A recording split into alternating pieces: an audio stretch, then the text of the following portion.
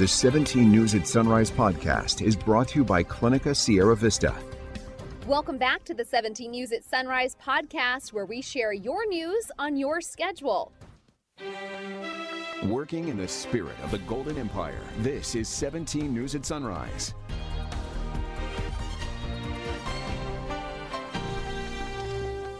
Good morning to you here at 5 a.m. I'm Maddie Jansen alongside Alex Fisher. Breaking news this morning. Homicide detectives were investigating a deadly shooting in Delano through the night. The sheriff's office says at about 10:45, they received a report of a shooting on Rosa Court near Robert F. Kennedy High School. Deputies arrived and learned a man had been shot. He was already taken to the hospital, but the man later died.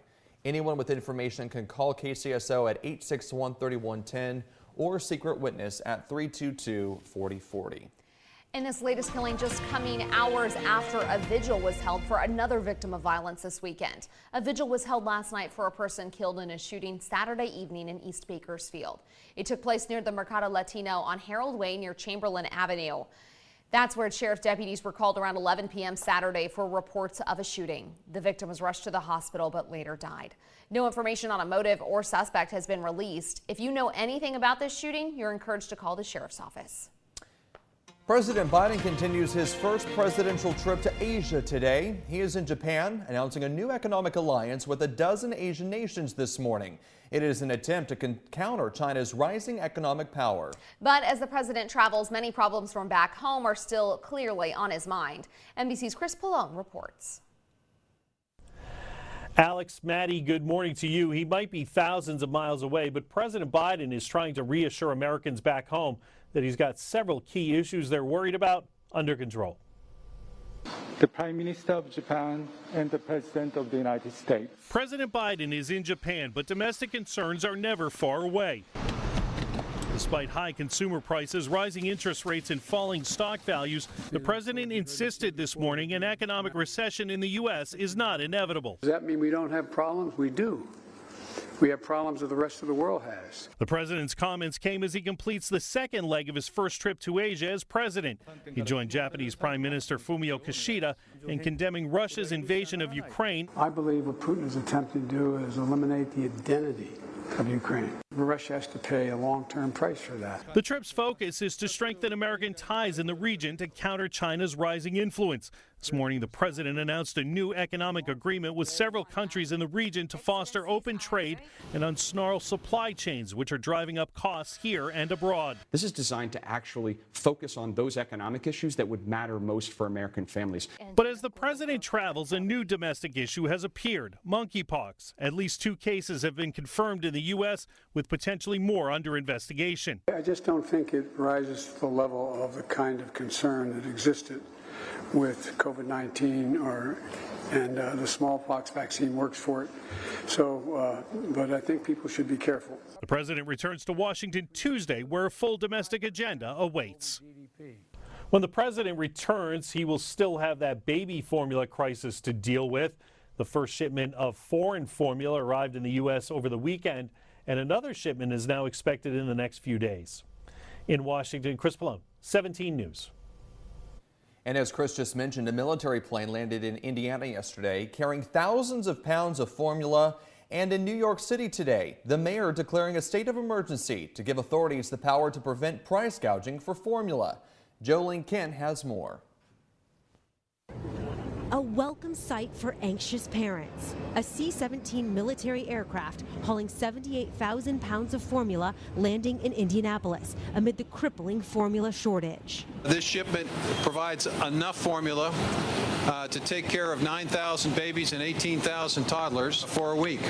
It's about 500,000 8-ounce doses. The plane took off from Ramstein Air Base in Germany, the first flight of the Biden administration's Operation Fly Formula. On board, hypoallergenic alpha-amino infant and junior formulas meant for babies and toddlers with cow's milk allergies. It'll be distributed across the country in waves. The first batch, which Nestle, the manufacturer, says has already been tested, will be sent to hospitals and healthcare providers in a couple of days. They'll dispense it to families that need it.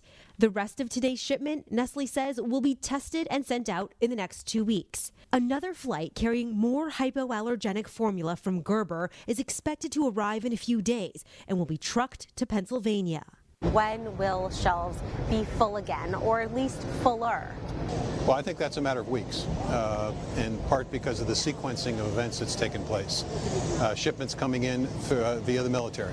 Vilsack says the long-term solution is reopening the shuttered Abbott Nutrition plant. Now at least we can breathe a little bit. Florida mom Alexandra Moskowitz was glad to see the formula land for the sake of her 3-month-old Dylan, who has a cow's milk allergy. But she isn't satisfied. It's definitely a sense of anger or betrayal that we feel, because if the government was aware of this, we kind of should have been more proactive in getting our hands on the formula before the shortage got to this point. Did the U.S. government drop the ball here? You know, I don't think it's the U.S. government dropped the ball. I mean, certainly I can speak for USDA. We moved it as expeditiously and quickly as possible. I think that the key lesson for us learned from the pandemic in this is that efficiency is certainly important.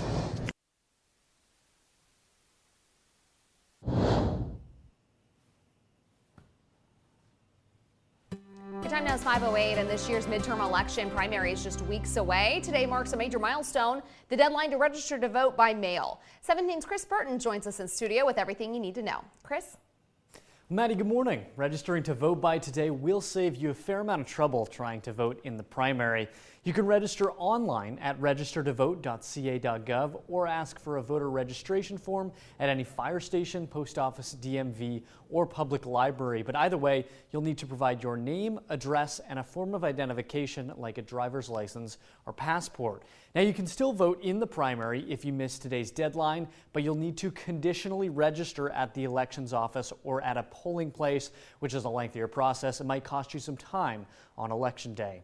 Ballots were mailed out to every registered voter earlier this month. If you haven't received yours, you might be registered under a different address. Check that out by visiting registertovote.ca.gov. There's that website again. Or give the Kern County Elections Office a call. That number, 868-3590. In studio, Chris Burton, 17 News. Well, making news around town for at least a week, 2 wells have been spewing methane gas into an East Bakersfield neighborhood. Until last week, residents had no idea. 17's Chris Burton has more. Kevin Shula came home Thursday afternoon to a smell that raised his eyebrows. When you're trying to light your stove and it doesn't light and it's been going for like 10 seconds, it's exactly what it smelled like. Hours before, homeowners in the East Bakersfield neighborhood were visited by a man who gave them this flyer. Warning, it said, major gas leak in your area. I actually went in and closed the windows. Multiple organizations confirmed in statements to 17 News that a pair of idle oil wells that aren't in use but haven't been sealed, were found with what the California Department of Conservation called pinhole-sized leaks. Those wells sit mere hundreds of feet from this housing development. It's right next to my house on the other side of the fence. The Department of Conservation and Bakersfield Fire both said the leaks posed no public health risk. But a report by the Sierra Club, not independently verified by 17 News, says the level of methane emissions maxed out in inspectors' equipment. That puts the output from one well above 50,000 parts per million, the threshold at which methane gas becomes explosive in air. By Friday afternoon, Department of Conservation crews were on site working to patch the leak, the department confirmed. Apart from the man distributing flyers, Cesar Aguirre, an activist with the Central California Environmental Justice Network, the neighbors remained in the dark. No phone, no kind of warning on the phone or anything like that. So, not one person. That was 17's Chris Burton reporting. 17 News has reached out to Valley Air and the Department of Conservation as to the inspectors' readings and whether any attempt was made to contact residents. We have still not heard back as of news time. For the third time this year, the Kern County Coroner's Office is reporting a child has died in an accidental drowning. 2-year-old Liliana Lisette Ortiz was found unresponsive in a backyard swimming pool the day before Easter. It happened on Lansdowne Street off Weibel and Hosking Roads in southwest Bakersfield. The coroner says Ortiz was rushed to the hospital where she was pronounced dead. Her death was ruled an accident. This comes after a 5-year-old drowned in a northwest Bakersfield pool May 14th, and a 9-year-old died in the Kern River in early April. Kern County Water Watchers reports more than 80% of local child drowning incidents take place due to a lack of supervision. In your 17 Crime Watch, a man has been arrested accused of killing his roommate. According to the sheriff's office, deputies responded to a suspicious death on Pine Meadows Drive near Merle Haggard Drive around 2 a.m. Friday. That's where deputies found the body of a woman with traumatic injuries. 23-year-old Cody Joav, the woman's roommate, was arrested on charges of murder. 17 Court Watch now. A Kern County jury found a man guilty of kidnapping his girlfriend and sexually assaulting her over a period of several days back in November. Prosecutors say the victim's sister became concerned when she didn't hear from her and filed a missing persons report. 27-year-old Martin Cazares was found in Santa Barbara with the victim. The jury convicted Cazares of 2 counts of rape with the use of a deadly weapon, kidnapping, and making criminal threats. Cazares faces 30 years to life in prison. A jury found a Ridgecrest man guilty on several charges after he caused a deadly crash while under the influence of drugs. Prosecutors say Richard McQuaid smoked methamphetamine before taking a woman for a joyride on his motorcycle in May 2021. That joyride lasted just 3 blocks when he sped on a residential street and then crashed the motorcycle into a stop sign. Brooke Curry was thrown from the bike and died 3 weeks later. McCade was found guilty of gross vehicular manslaughter while intoxicated, driving under the influence, and possession of meth while armed with a loaded gun. He faces up to 11 years in prison. Making news across the state, a group of brave employees in Huntington Beach fought back when thieves tried to rob a jewelry store yesterday. The video from Princess Bride Diamonds shows 4 people walking into the store. Right away, they smash through the cases and grab what they can. That's when employees take action, hitting and fighting back. One even takes a chair from the back of the store and throws it at the robbers. The would-be robbers ran off, and it appears they left empty-handed. Police are still looking for those responsible. And another jewelry store smash and grab, this time in Orange County, in Santa Ana. It happened just after 1 o'clock yesterday at a Don Roberto's jewelry store. Police say 4 men tried to break into the store, but the employees wouldn't buzz them in, so they smashed the window display and took off with an estimated $7,000 worth of jewelry. 3 of the 4 suspects were later arrested during a traffic stop. 17 Health Watch now. At least 2 cases of monkeypox have been confirmed in the United States. 1 man in Massachusetts and another in New York City. The CDC and Florida Department of Health are now investigating a possible new case in Broward County. More than 90 cases have been reported across Europe. The virus has also been found in Australia and Canada. It is usually contained to West and Central Africa. Fortunately, there are treatments for monkeypox.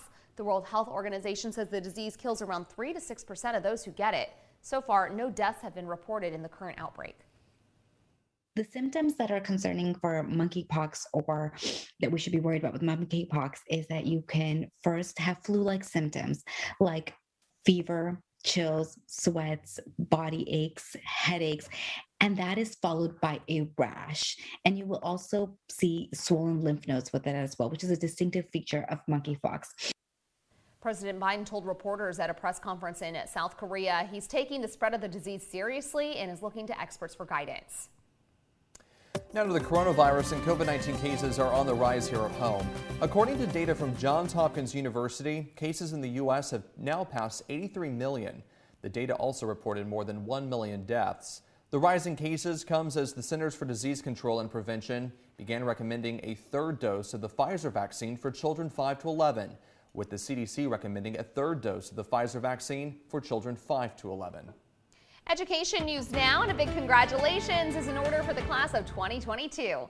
CSUB's spring commencement ceremonies happened over the weekend. Spring and fall grads combined to walk the stage. Zulema Memihe Cortez, Fatima Bermudez, It all started Friday night when graduate students from 4 schools commenced at the CSUB soccer field. On Saturday, the soccer field saw undergrads from each school earn their degrees as well. Graduates say commencement is even more special after 2.5 years spent grinding through the pandemic. I'm just very proud of myself. It's been a long 4 years, so I'm just happy to be here. And if you missed this weekend's ceremonies, you can watch your graduate walk. CSUB posts full graduation ceremonies on its YouTube page, CSU Bakersfield. And a big congratulations to all of the graduates. Yeah. So exciting to see these ceremonies back. They had a really interesting last 2 years of school. Absolutely. And yeah, thousands of people are able to walk across the stage. Working in the spirit of the Golden Empire, this is 17 News at Sunrise.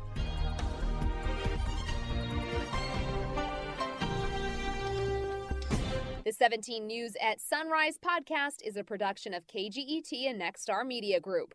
For more on all of the headlines in today's show, head to kget.com.